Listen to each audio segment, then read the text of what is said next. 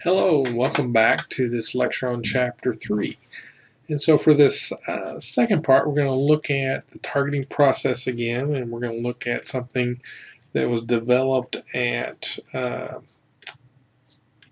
Forrester Research, and that's the social technographics ladder. And so this has come out of social media research where they develop the different profiles for the different personas. And so here's what they found in terms of different personas of people that are out there on the internet. So they've put them into groups, one called creators. These are people that develop blogs, articles, different music, images, and so on. Then we have the conversationalists. These are people that participate in group discussions. They engage in conversations. They're typically on Twitter. They like to update their status on Facebook and LinkedIn, if you will. Then we have the critics group, which they like to evaluate and comment on content that's done by these creators.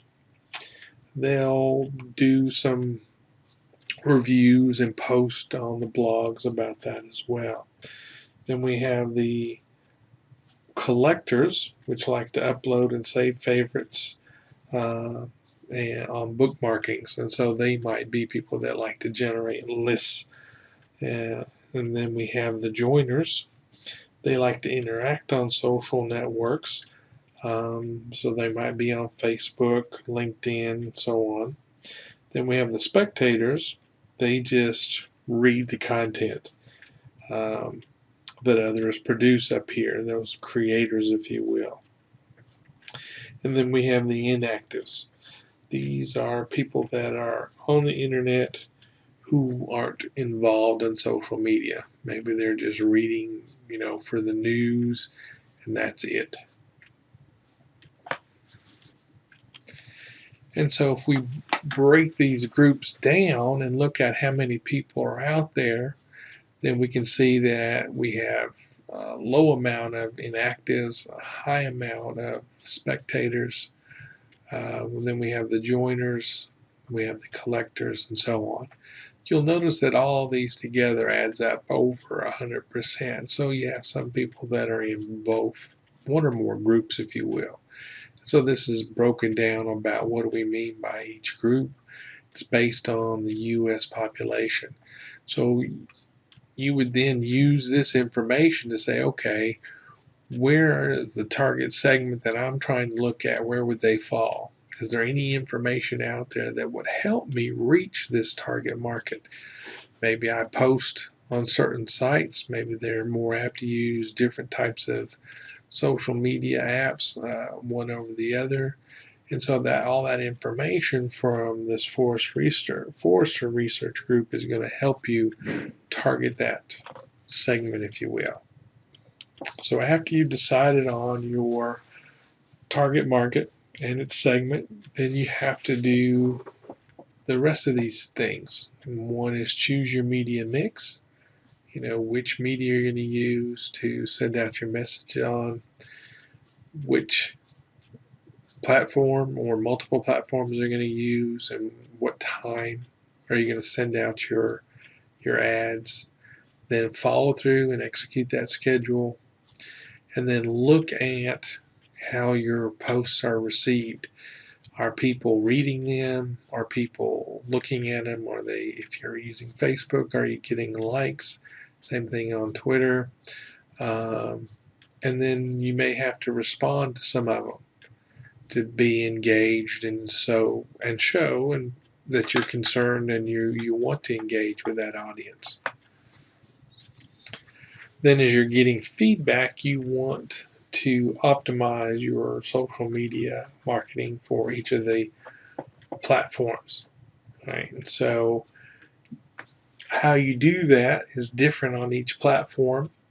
Even if you're just using the web, you have to think about your search engine optimization for different search engines. Maybe it's slightly different for Google than it is for Bing or some other search engine that your target audience may be using. And you'll need to go out there and do a search on that and find out what it is that they're looking for in order to make that search result higher in the list that's provided, so that an organic search result, if you will. So here's an example from your book that the research has found. If you're going to use Facebook, what's the best days to post? And so they found that 80% of the posts are published during the week, but the highest peak times are on Thursday and Friday. And then if you look at this other side, what's the best time of day to post? And so here they're saying 1 o'clock in the afternoon to get the most shares, 3 o'clock in the afternoon to get the most clicks, and then 9 a.m. to 7 p.m. is just a broad spectrum, if you will. And you can go to different companies that provide you more specific information that will help you get to your target audience. Here we have an example of the best days and times to post on Twitter. So it kind of depends on who your target market is. So business to business or business to consumer. Business to business says Wednesdays provide 14% more engagement than weekends. If it's business to consumer, then they're highest on weekends and Wednesdays. So it looks like weekdays, depending on who you're after, might be best. So you can see this business to business, they're showing which days, business to consumer. What time of day? Again, if you look at that, 12 p.m. And then we've got the highest retweets, and then 12 and 6 p.m. for the number of counters. And here we have some information on Pinterest. The best days to pin would be Saturdays. The best time of day to pin would be between 8 p.m. and 11 p.m. So again, depending on who your target audience is, look at the data that's been collected and see what's the best way to reach them at the best times and the best day. So that goes into your scheduling. And then lastly, your book shows Google Plus, which is a late arrival to the social media scene when they're trying to compete with Facebook. But they give you some information, you know, the average post rank per day. Looks like Mondays are right here. Then we get into, looks like Wednesdays are in this area here, and then this might be Thursdays. And then we can see what the rankings are in the hours, if you would. So you can see that here at the times when they're posted. Again, look for the data that's out there. In this next section of the chapter, we're going to look at targeting brand posts and not advertising. Right? So things to keep in mind is brand posts are own media. Right? There's no advertising costs. When we look at social media platform, those ads are paid media, and usually the company that's providing the ads is going to pay back on a pay per click on the post. And so it's not just an impression. So an impression is when the image of the ad comes up on your screen, and now they want you to click on that. So a pay per click, if you will, is how somebody gets paid for providing that ad. And so since the advertisers are paying for that media space, they're going to get the targeting option first. And so then you have the brand pages have a limited set of targeting options because of the advertisers get to have their information come up first. So some other things that you need to keep in mind, and this is at the time this was written for the book, when you're just branding, If you're not using social media marketing, you have a branding that you're doing. That LinkedIn groups do not allow you to do self-promotion, so you can get in trouble there. And another thing is in the relationships tab, you have to think about how you're connected to another user. So depending on what type of relationship you have, you may need to have a different target because they become a different segment.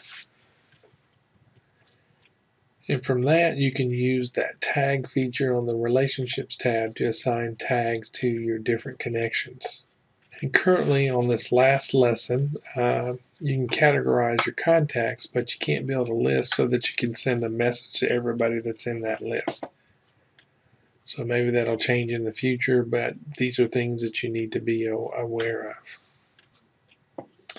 So since you can't do that, then maybe you want to use a tool, and there are all kinds of tools out there. There are different tools being developed all the time that'll help you develop a profile for certain segments. In this case, it might be LinkedIn members that you're looking for that have a certain type of persona. So another lesson here is, LinkedIn may be a good repository for much of your personal branding content. Think about that. You have a personal brand. What is it about you that you want other people to know and to think about when they see your name or see a picture of you? And so what you're doing there is trying to enhance your personal brand, if you will. And so lastly here is you're trying to develop that relationship with different audiences, different segments. And so once you've done that, that can be a huge asset if you keep that relationship going. Some other things that you may do is think about your different platforms. Here your book makes mention that Facebook will allow you to make ad targeting available on your personal profile pages. So you may want to explore that and use that. If you're looking at Twitter, I have follower targeting with choices including followers of who your competitors are once you identify those, and people that would be similar audiences. And so this is done by using the behaviors that they're tracking on people that are using Twitter. Might be they're looking at online and offline product related behaviors. So once they know who you are, they may trace that. They may not know who you are specifically, but they may know your IP address. From there, they assume you're on the same machine every time you're going somewhere else. And once they have data from different places, they can hook that up and try and build a persona, if you will, or get that information. Now, once they have that information, they can then sell that. I was just reading recently that whoever owns Roomba may want to sell all the data they've collected about the layout of your house, where that little robot is vacuuming all the time. So think about that. They're going to use that information to give it to somebody else who will then analyze the data and look at the different layouts. From there, they may be able to sell you different types of furniture, or I can't think of the other reasons right now, but that's what you would be doing if you were in that area and you needed that kind of data. I suppose they could sell you someone who would come in and try and help you declutter your place if they thought it was too cluttered. But again, that gets into personal privacy issues, and who knows if people will like that or not. But that's something that they're probably looking at on their social media sites now to see how their customers, their segments that they've identified that are using their products are going to feel about them doing that. And so the last thing you see here is that Twitter will also give you some information about last year's events and then being able to target people for this year's events. So that might be useful information to know as well. So if you're using Google Plus, you need to be aware they have some built-in targeting mechanisms as well for their circles. So you could target by age and location. You can also look up the hashtags that have been used in the past. Now they're called collections, but you'll be able to do some searches on that. Also, if you're using emojis, hold on, let me scroll back through here. You might be able to use those to do some searches. Not every platform uses them, and so here what's available to you is Instagram uses those, so you can use those searches in your hashtags, which then allows you to look for different trends and brands being searchable, if you will. Again, you can see who's using that and then try and develop a persona. What are those people like? Once I have that, then I can go after other similar people. The key thing to remember is that different platforms are going to have different things that are available to you to help you with your marketing. So we can see how Facebook has revised its audience targeting. They've gone through a lot of iterations and they're constantly changing that. Right? So the key thing is that when you go to a certain platform that you identify that you're going to use, look and see what information you can gather from that and help you do your targeting. So that leads us to our last slide here, which is the best practices for targeting branded posts. Right? So again, think about which platforms are going to be used by your target audience or segment that you're going after and how they're using it. You want to optimize your content for that particular platform. And if it's Twitter, you can't send out a lot of information. So again, what are you going to send out? And then think about what your schedule is, time of day and day of week. And then make sure you use what is the best for each platform. Look at your results and then modify your content to improve your engagement with your segment or your audience, if you will. And that ends this chapter. Hopefully you got a good dose of how you go about targeting your audience.